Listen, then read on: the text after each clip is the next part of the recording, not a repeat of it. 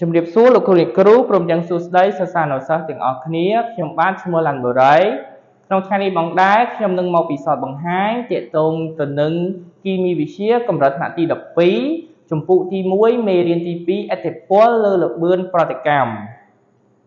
ពិសោធន៍របស់ខ្ញុំក្រោមប្រធានបទឥទ្ធិពលនៃទំហំភាគល្អិតលើល្បឿនប្រតិកម្មវត្ថុបំណងសម្រាប់ពិសោធន៍ក្នុងថ្ងៃនេះផងដែរគឺដើម្បីប្រៀបធៀបល្បឿនប្រតិកម្មអាស្រ័យនឹងទំហំភាគល្អិតបានត្រឹមត្រូវតាមរយៈការពិសោធន៍មុននឹងឈានចូលដំណើរការពិសោធន៍ខ្ញុំសូមណែនាំពីសុវត្ថិភាពនៅក្នុងការពិសោធន៍ហើយនឹងសម្ភារៈនិងឧបករណ៍ព្រមទាំងសារធាតុគីមីមួយចំនួនសិនអញ្ចឹងទាក់ទងទៅនឹងសុវត្ថិភាពក្នុងការពិសោធន៍យើងត្រូវមានម៉ាស់ស្រោមដៃអាវពិសោធន៍ដើម្បីការពារសុវត្ថិភាពខ្លួនរបស់យើងអញ្ចឹងជំហានបន្ទាប់ខ្ញុំសូមណែនាំទាក់ទងទៅនឹងឧបករណ៍សម្រាប់ពិសោធន៍ហើយនិងសារធាតុគីមីសម្រាប់ធ្វើការពិសោធន៍មួយនេះឧបករណ៍ពិសោធន៍រួមមានផើងទឹកកែវអែកឡែនមានខ្នែងចំនួន2និងឆ្នោកសម្រាប់បិទកែវអែកឡែនស៊ីឡាំងក្រាត់ចំនួន2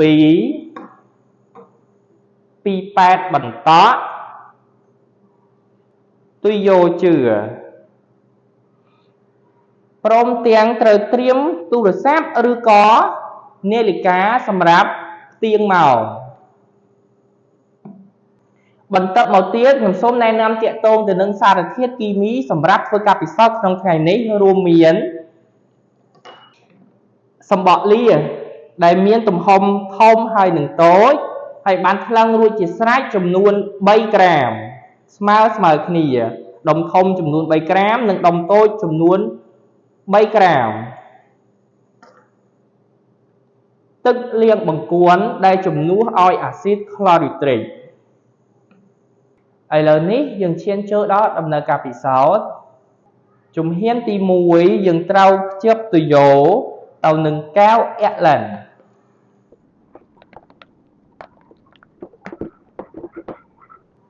ជំហានទី2យើងត្រូវយកស៊ីឡាំងក្រាត់ដែលមានចំណុះ100មីលីលីត្របំពេញទឹកឲ្យពេញហើយផ្កាប់ចូលទៅក្នុងផើងទឹកអញ្ចឹងឥឡូវនេះខ្ញុំបានបំពេញយើងអាចផ្កាប់នឹងដៃអញ្ចឹងក៏បានឬក៏យើងអាចមានសន្លឹកបៀឬសន្លឹកអ្វីដែលរឹងយើងអាចបិទខ្ទប់មិត្តស៊ីឡាំងក្រាត់ដើម្បីងាយស្រួលក្នុងការផ្កាប់ចូលទៅក្នុងផើង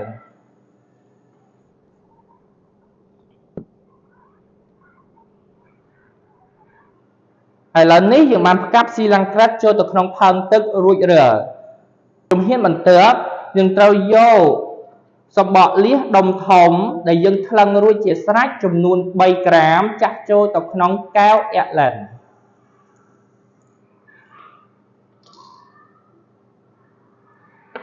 បន្ទាប់មកយើងត្រូវវាល់អាស៊ីតក្លរីត្រិកដែលជំនួសដោយទឹកលាងបង្គន់ចំនួន30មីលីលីត្រ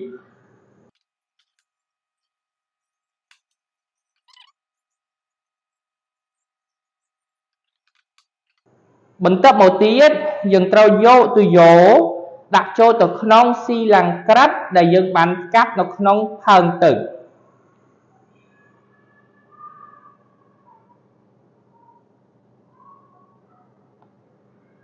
យើងត្រូវត្រៀមនាឡិកា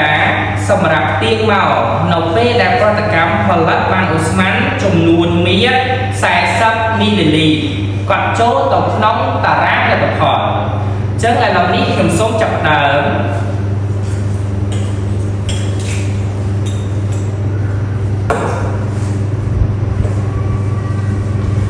អញ្ចឹងយើងផ្ទៀងមើល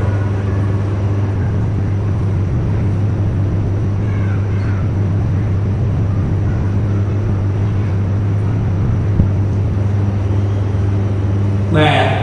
40មីលីលីត្រឧស្ម័នផលិតបាន40មីលីលីត្រយើងប្រើរយៈពេល31វិនាទីអញ្ចឹងយើងបន្តអនុវត្តចំពោះសំបកលៀសដុំតូចដោយសំបកលៀសដុំធំដែរបន្ទាប់ពីយើងបានរៀបចំឧបករណ៍ដូចទៅនឹងដំណើរការទី1រួចរាល់ dương chạm sầm bọ liếc đồng tốt thì dân bội mót trồng nuốt 3 gram cho từ non cao nhẹ lên bằng tập máu dương vừa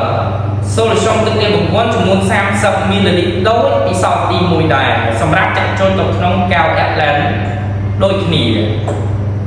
được trao tiêm nia đi cá sầm rác tiêm màu nó về đếnประติกรรมผลิตบานนี้จำนวนใส่ซับมิลลิลิตรให้กดตราโจกับน้องตาร่างในกระเพาะจังสุ่มจับดาว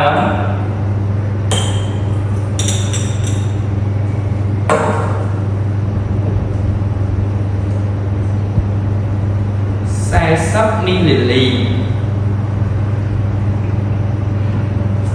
จังขนมกับผลิตเกี่ยวกับใส่ซับมิลลิลิตรยังเราเลยจะเป็นปรับมวยวินาทีตั้งระยะการปิดซอสอย่างปีเอาใบไหนเยอะเคยหาขนมกับผลิตเนียนอุสมันใส่ซับมิลลิลิตรจมพวกสมบัติเลี้ยงดองทองยังปลาระยะเป็นสร้างสับมวยวินาทีรีไอสมบัติเลี้ยงดองโต้หรือก่อยังบ่อยมากปลาระยะเป็นปรับมวยวินาทีจังโอนกัตราระยะเป็นโจตกน้องตารางเลยกับพอบ่าปีศาจระบบช่องทางไทยนี้เทียนโจดอตีเป็นจ๊อกโซมาพูดดอหรือดูเด็กรู้หนึ่งสร้างสัตว์ติดออกนี้แต่บ้านตัวสนาวิดีโอมือหนีโซออกปุ่น